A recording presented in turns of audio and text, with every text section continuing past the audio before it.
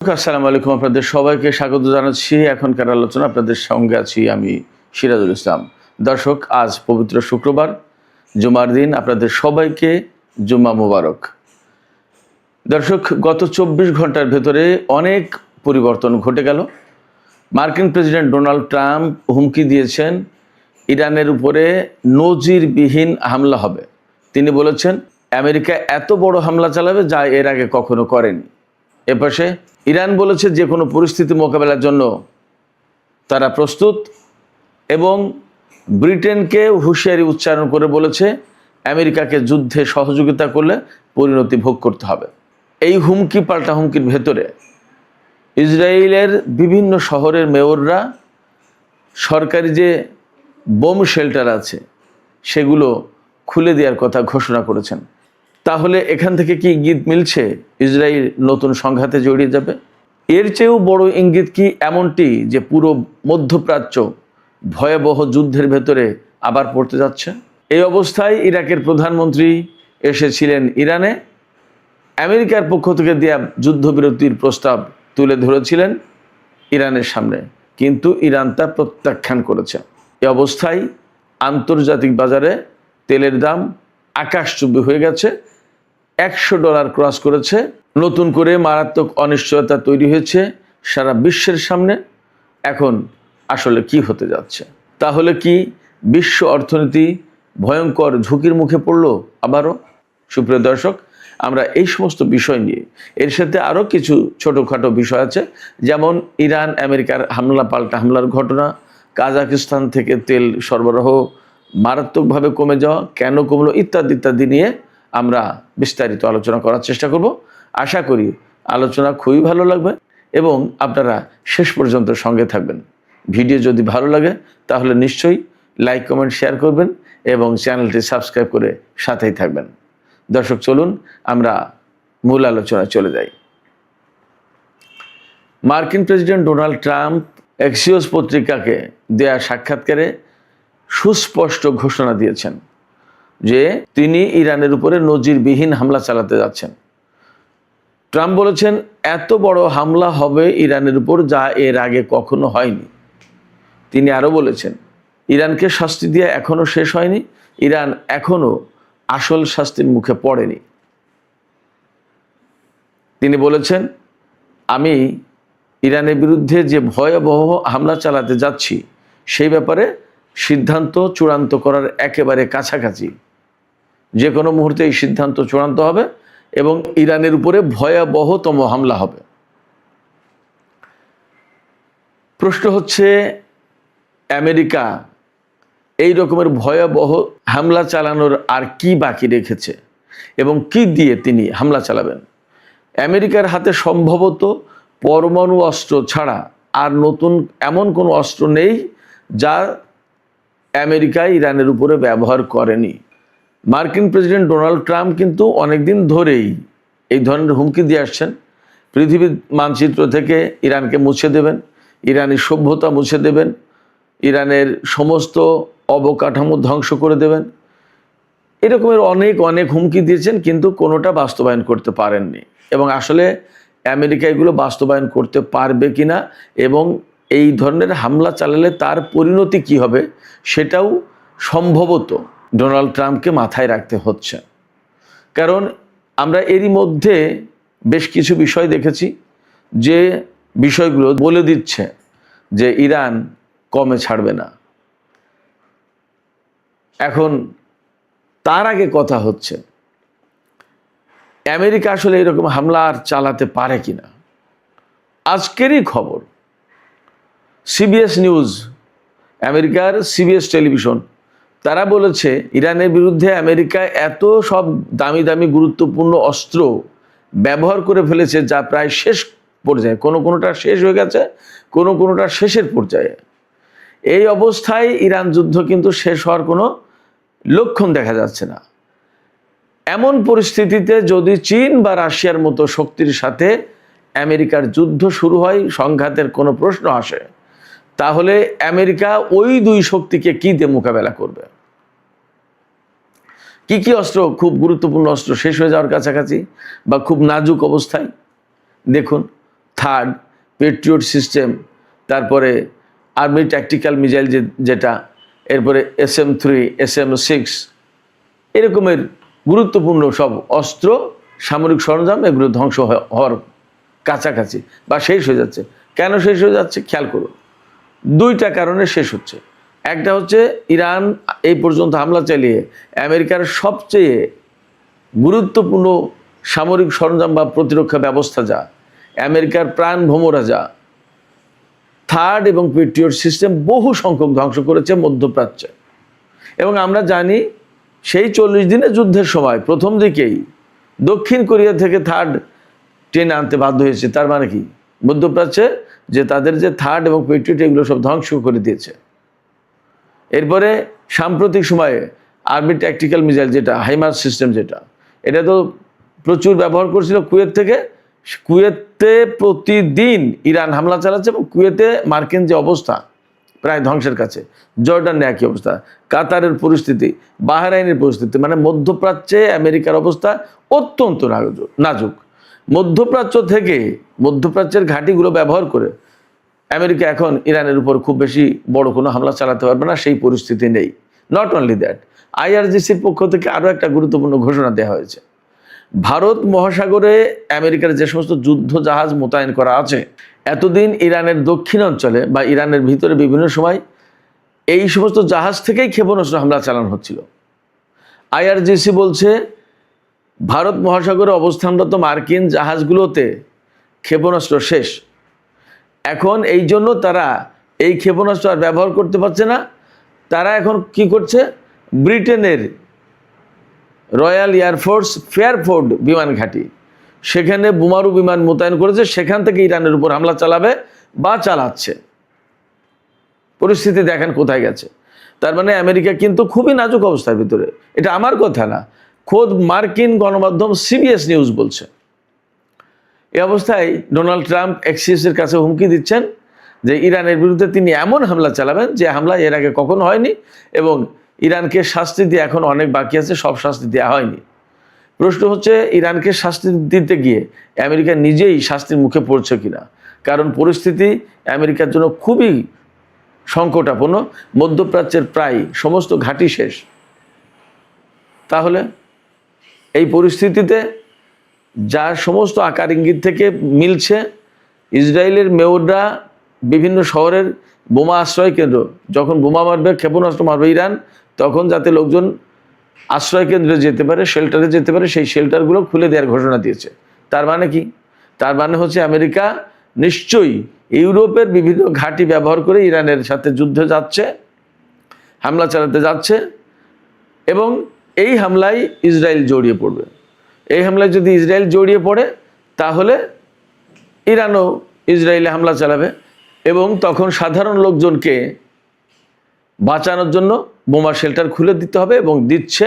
এখন এই জায়গায় একটা গুরুত্বপূর্ণ কথা আছে। গুরুত্বপূর্ণ কথা হচ্ছে এই যে ইসরায়েল যদি যুদ্ধে জড়িয়ে যায়, তাহলে এবার পরিস্থিতি আসলে কি দাঁড়াবে। আপনারা সবাই নিশ্চিত থাকতে পারেন, এবার যদি আমেরিকা এবং ইসরায়েল দুইজন একসাথে ইরানের বিরুদ্ধে যুদ্ধ করে, তাহলে সমূহ আশঙ্কা আছে তারা পরমাণু অস্ত্র ব্যবহার করবে, এমন একটা আশঙ্কা আছে। আর যদি পরমাণু অস্ত্র ব্যবহার না করে, তাহলে তারা মরণ কামড় দেওয়ার তো চেষ্টা করবে, কিন্তু ইরান ভয়াবহ রকমের পাল্টা ব্যবস্থা নেবে।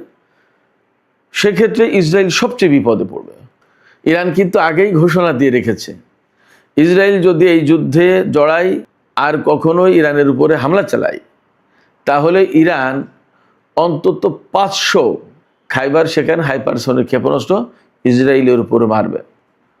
একটা খাইবার শেখান হাইপারসনিক ক্ষেপণাস্ত্রে 1.5 টন ওয়ারহেড বহন করতে পারে। 500 ক্ষেপণাস্ত্র যদি ইসরায়েলের উপর আঘাত আনে, তাহলে কি পরিস্থিতি দাঁড়াবে আপনারা ভাবুন। এবার খাইবার শেখান ক্ষেপণাস্ত্র যেহেতু হাইপারসনিক, এই হাইপারসনিক ক্ষেপণাস্ত্র ঠেকানোর মতো অবস্থা আমেরিকা ইসরায়েল কারোরই নেই। তাহলে পরিস্থিতি কোথায় যাবে? ইসরায়েলের অস্তিত্ব এবার আসলেই সংকটের মুখে পড়বে। এছাড়া আমেরিকা যদি ইরানের উপর এই রকমের ভয়াবহতম হামলা চালাতে যায় বা চালায়, তাহলে ইরান কি বলছে, ব্রিটিশ ঘাঁটি, বুলগেরিয়ার ঘাঁটি বা ইউরোপের কোনো কোনো দেশের ঘাঁটি ব্যবহার করবে। ইরান সরাসরি বুলগেরিয়া এবং ব্রিটেনকে, লন্ডন সরকারকে পরিষ্কার করে হুঁশিয়ারি উচ্চারণ করেছে, সুস্পষ্টভাবে বলে দিয়েছে যে তোমাদের ঘাঁটি ব্যবহার করে যদি ইরানের বিরুদ্ধে আমেরিকা হামলা চালায় তাহলে তোমাদের বিরুদ্ধে ব্যবস্থা নেওয়া হবে। ইরান পরিষ্কার করে বলেছে যে দেশ থেকে ইরানের উপরে হামলা চালাবে আমেরিকা, সেই দেশের বিরুদ্ধে ব্যবস্থা নেওয়া হবে, ধরে নেওয়া হবে ওই দেশ আমেরিকাকে যুদ্ধে সহযোগিতা করছে এবং ওই দেশ আমেরিকার পার্টনার, তার উপরে হামলা চালানো হবে। ব্রিটেন যদি এই কাজ করে তাহলে ইরান কি দিয়ে হামলা চালাবে? আমি গতকালকের ভিডিওতেও সম্ভবত বলেছি যে ইরান খুব অল্প 2-4 দিনের ভেতরেই 5,500 কিলোমিটার পাল্লার ক্ষেপণাস্ত্র পরীক্ষা করেছে এবং আমি বুঝতে পারছি, আমি আগেই বলেছি এই কারণে যে এই ক্ষেপণাস্ত্র ব্যবহার করার প্রয়োজন হবে ব্রিটেনের বিরুদ্ধে। ব্রিটেনের যে নতুন সরকার, নতুন প্রধানমন্ত্রী, তিনি সম্ভবত ডোনাল্ড ট্রাম্পকে হেল্প করবেন। ডোনাল্ড ট্রাম্পকে যদি তিনি হেল্প করেন তাহলে অবধারিতভাবে ব্রিটেনের বিরুদ্ধে ইরানকে যুদ্ধে জড়িয়ে যেতে হবে। যদি তাই হয় তাহলে দূরপাল্লার ক্ষেপণাস্ত্রের প্রয়োজন আছে, সেই ব্যবস্থায় হয়তো ইরান করে ফেলল। এবং শুধু তাই না, দিয়াগো গার্সিয়া ঘাঁটি থেকে হামলা চালাতে পারে। ব্রিটিশ ঘাঁটি, এটা ব্রিটিশের অধীনে, বাট সেখানে আমেরিকার ব্যাপক উপস্থিতি। এই ঘাঁটি যদি ব্যবহার করে তাহলে ইরান সেখানে হামলা চালাবে, তখন তার দূরপাল্লার ক্ষেপণাস্ত্র প্রয়োজন হবে, সেটার ব্যবস্থা করলো। এছাড়া ইরানের হাতে হাইড্রোজেন বোমা এবং 14,000 কিলোমিটার পাল্লার ক্ষেপণাস্ত্র আছে, এই সমস্ত খবর কিন্তু আগেই বের হয়েছে। অতএব ইরান ভালোভাবেই প্রস্তুত আছে। নট অনলি দ্যাট, এই জায়গায় প্রশ্ন এসে যাবে, ব্রিটেন যদি আমেরিকাকে সাহায্য করে, বুলগেরিয়া যদি আমেরিকাকে হামলা চালানোর জন্য সাহায্য করে বিমান ঘাঁটি দিয়ে, তাহলে ইরানকে এই সমস্ত দেশে হামলা চালাতে হবে বা চালাবে। যদি তাই চালায় তাহলে নেটো দেশগুলো জড়িয়ে যাচ্ছে কিনা সেই আশঙ্কা ব্যাপক। এই জায়গা থেকেই কিন্তু এই আশঙ্কা আসছে যে তাহলে রাশিয়া এবং চীন এই যুদ্ধে জড়িয়ে যেতে পারে কিনা।